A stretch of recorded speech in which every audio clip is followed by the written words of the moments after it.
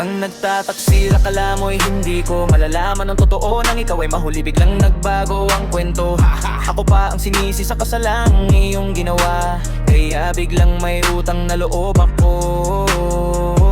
Kaya dapat manahimik lang ako, ganun ang intindi ko. Parang ikaw lang ang nagbibigay at ako'y walang silbi sa bawat kabutihan. Paulit-ulit mong sinusumba,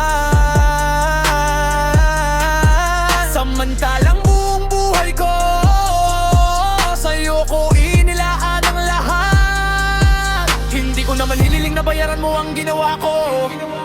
Hindi ko rin ginustong bilangin ang bawat sakripisyo, kundi konting respeto. Kung ayaw muna sa'kin, sinabi mo sana ang totoo.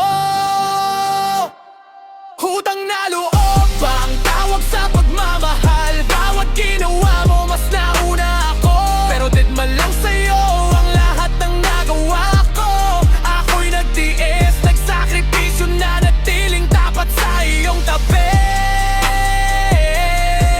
Pero sa kwento mo parang wala akong ginawa kahit ano.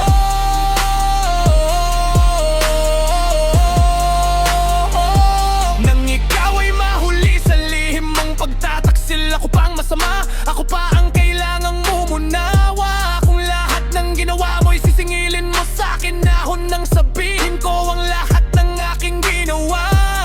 Hindi kasi utang ang pagmamahal na kusang ibinigay.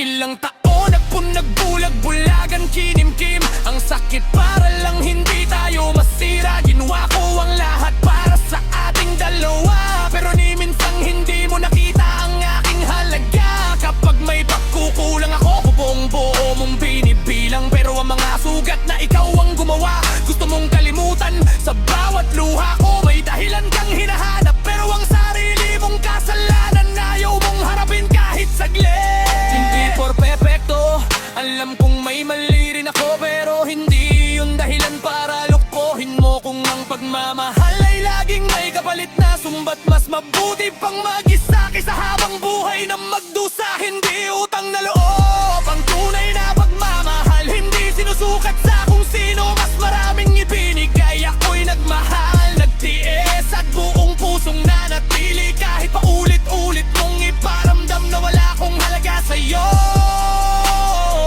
Kung wawag mo nang sabihin na utang ko sa'yo ang lahat, dahil sa likod ng bawat bagay na ibinigay mo may pusong nagmahal, may taong nagtiis at nagsakripisyo rin ako para sa'yo.